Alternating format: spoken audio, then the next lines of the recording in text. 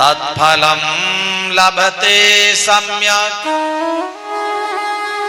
कलौ के सब कीर्तना। एक गुण देख लिया कलयुग के अंदर कि जो फल अन्य युगों में तपस्या करने से भी नहीं मिलता था, बड़े बड़े योगियों को समाधि लगाने से भी जिस फल की प्राप्ति नहीं होती थी, उस फल की प्राप्ति इस कलयुग में केवल कीर्तन करने से प्राप्त हो जाना है। बस ऐसे गुण से प्रभावित हुए परीक्षित जी ने कहा तुम 4 स्थानों पर रहो, द्यूतम पानम स्त्रिया सूना यत्रास धर्मस चतुर्वेदा।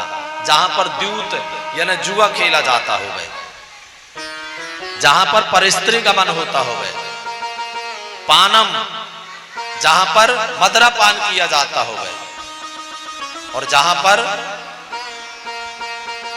कुटिल लोग रहते हो।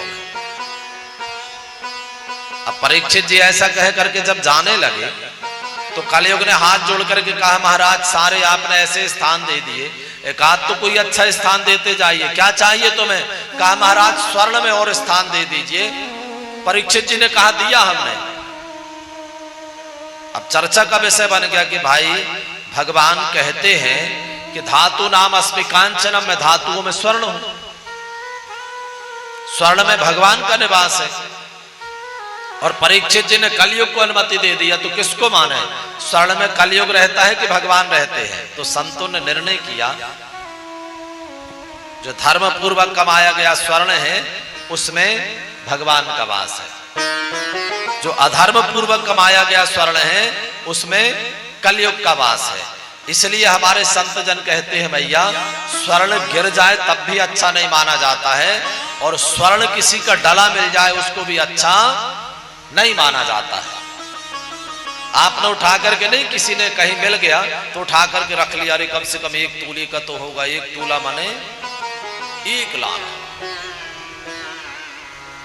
पर वो 1 तोला क्या करने वाला है आपके घर पर? कलयुग को प्रवेश करा देगा। और कलयुग जब आपके घर में आकर के बैठा है तो वो क्या करने वाला है? 1 तोले का कम से कम जब तक 10% बने 10 गुना लेकर के नहीं जाएगा तब तक वो शांति से बैठने वाला नहीं है। या आपके परिवार में किसी को दुर्व्यसनी बना देगा, या आपके परिवार में कोई ऐसा दुर्गुण ला करके रख देगा जिसके कारण वो जो 1 गुना धन आया था, स्वर्ण आया था, वो 10 गुना जब तक न चला जाएगा तब तक शांति से बैठने वाला नहीं है। इसलिए स्वर्ण का मिलना भी अच्छा नहीं और स्वर्ण का गुमना भी अच्छा नहीं। तो अब कलयुग ने विचार किया कि अगर अपनी सत्ता जमानी है तो पहले राजा को बस में करना पड़ेगा। एक दिन राजा शिकार खेलने जा रहे थे, उसी समय पर तिजोड़ी खुली। तिजोड़ी में जरासंध का मुकुट देखने में बड़ा सुंदर, बड़ा धार्मिक का था, पापी का था। परीक्षित जी ने ध्यान दिया नहीं, उसको पहन लिया। शिकार खेलने गए, कलयुग ने बुद्धि ऐसे भ्रमित किया कि एक महात्मा को पहचानने में भ्रमित हो गए। पानी की इच्छा जागी, कलयुग तो बुद्धि में बैठ गया था। पानी की इच्छा जागे, लगा महात्मा ढोंग कर रहे हैं तो गले में मरा सर्प डाल करके आ गए। किसी ने उन ऋषि के बालक श्रृंगी को बतला दिया, तुम्हारे पिताजी के गले में किसी ने मरा सर्प डाल दिया, अपमान किया है, तो जल लेकर के श्राप दे दिया। इति लंघित मर्यादम तच्च कहा सप्तमे हनि दक्ष्यन्ते कुलांगारम चोदितो में ततद्रोहम। श्राप दे दिया भैया कि 7वें दिन जिस राजा ने हमारे पिता के गले में हमारा सर्प डाला है ना, उसकी 7वें दिन मृत्यु हो जाएगी तक्षक सर्प के काटने से। सब एक ऋषि को जब पता चला तो अपने बेटे को इतनी डांट लगाई, दुष्ट तूने ऐसे धर्मात्मा राजा को श्राप दे दिया। क्योंकि इन धर्मात्मा राजा के बाद अब आगे आने वाली कई पीढ़ियों तक सब धर्मनिरपेक्षी सरकारें होंगी। अच्छा नाम तो है कि धर्मनिरपेक्षी, और वो सरकारें कैसी होंगी? सनातन धर्म का विरोध करने वाली होंगी। सनातन धर्म को कैसे नीचा दिखाया जाए, सनातन धर्म के अनुयायियों के ऊपर कैसे आरोप लगा करके उन्हें जेल में बंद कर दिया जाए और बाकी के जितने दूसरे धर्म हैं उनको पुष्ट किया जावे, उनके हाथों में ऐसी सामर्थ्य दे दिया जावे कि उनका ये एक अधिकार हो जावे। ऐसी सब धर्मनिरपेक्षता के नाम पर जो सरकारें आएंगी केवल सनातन धर्म को नष्ट करने का काम करेंगे। और ये सनातनी लोग, राम को मानने वाले लोग, कृष्ण को मानने वाले लोग इतने भोले भाले होंगे कि ये उन्हीं अनुयायियों के जो हमारे धर्म का विरोध करेंगे, जो हमारे आने वाली पीढ़ी का नुकसान करना चाहेंगे, उन्हीं सर्पों को सपोर्ट करेंगे। खूब डांट लगाया बेटे को और परीक्षित जी के पास संदेश भेजा कि राजन आपको श्राप हो गया है। परीक्षित जी को जब जानकारी हुई, अपने पुत्र जन्मेजय का राज्याभिषेक किया, सब कुछ छोड़ करके गंगा जी के तट पर आ गए। बड़े बड़े संत, बड़े बड़े महात्मा, बड़े बड़े अमलात्मा सब दुखित हुए, क्योंकि ऐसे धर्मात्मा राजा के कारण हम मंदिर बना पा रहे हैं, हम यज्ञ कर पा रहे हैं, हम भजन कर पा रहे हैं। अब आने वाली पीढ़ी में धर्मनिरपेक्षी सरकारें आएंगी तो भजन नहीं कर पाएंगे, मंदिर नहीं बना पाएंगे, यज्ञ नहीं कर पाएंगे। सब चिंतित होते हैं, राजन हमें बड़ा दुख है। पर परीक्षित जी कहते हैं कि हमें तो ये श्राप वरदान सा लग रहा है। संतों ने कहा वो कैसे? परीक्षित जी कह रहे हैं, गिरिजा संत समागम समनला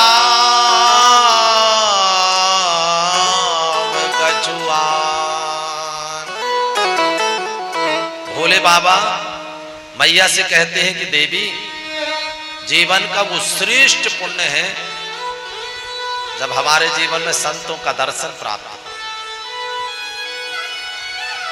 और यही बात परीक्षित जी कह रहे हैं कि आप जैसे संतों के दर्शन कठिन है, आज सबके दर्शन प्राप्त हो रहे हैं। ये वरदान है हमारे लिए, श्राप कहां है?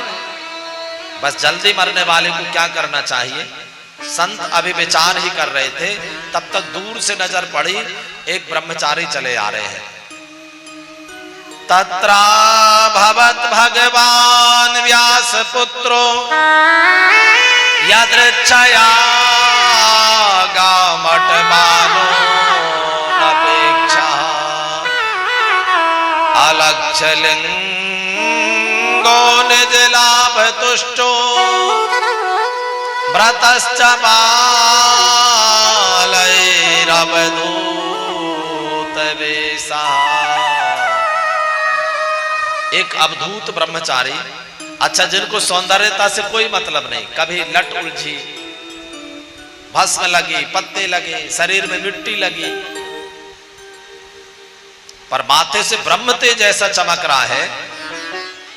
बड़े बड़े संत, बड़े बड़े महात्मा, बड़े बड़े अमलात्मा सब खड़े हो गए। परीक्षित जी को लगा कि यार ये कोई पहुंचे हुए हैं, इतने बड़े बड़े संत महात्मा सब जिनका सम्मान कर रहे हैं। परीक्षित जी भी हाथ जोड़ करके खड़े हो गए, आसन दिया, बैठे। तुरंत प्रश्न किया, महात्मन ये शाम संस्मरणात् पुंसाम सद्यः शुद्ध्यन्ति वैग्रहा किम पुनर्दर्शन स्पर्श पाद सोचा सनादिवी। आप जैसे संतों के चरण जिस घर पर पड़ जाते हैं, घर पवित्र हो जाते हैं। तो महात्मन हम निवेदन करना चाहते आता पृच्छामि संसिद्धिम योगी नाम परमं गुरुम पुरुषस्य यत्कारं म्रियमाणस्य सर्वथा। जल्दी मरने वाले को क्या करना चाहिए?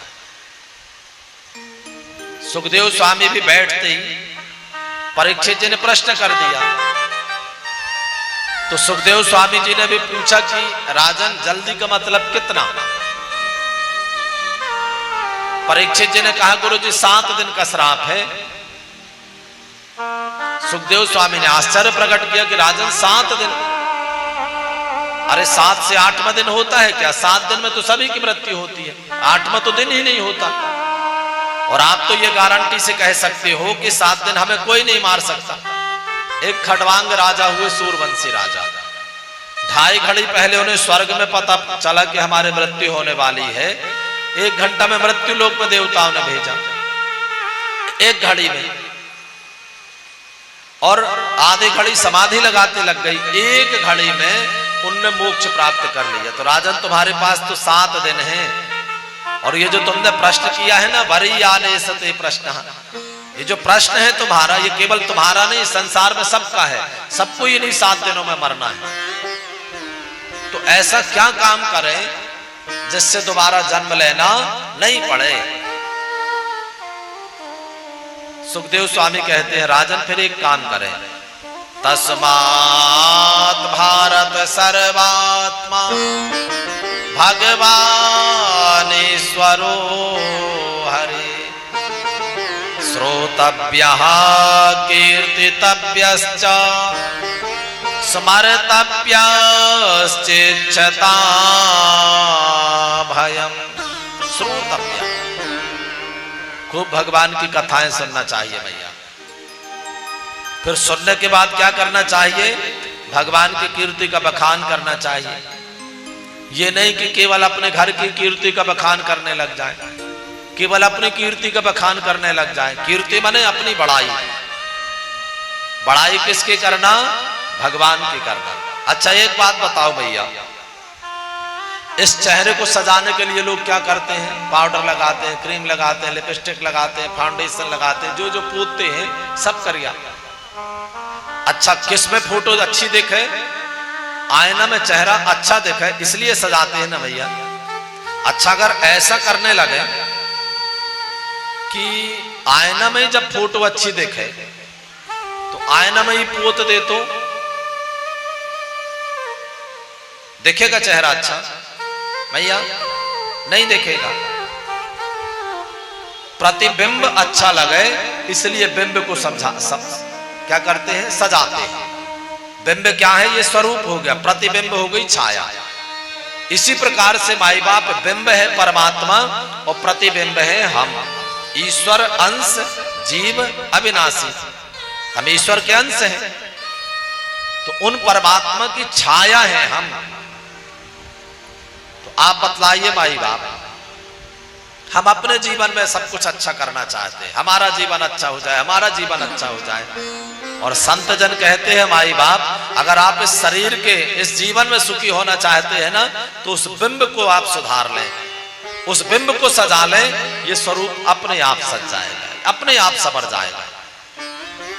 इसलिए अगर आपने उनकी बड़ाई किया ना माई बाप, तो इसकी बड़ाई अपने आप हो जाएगी।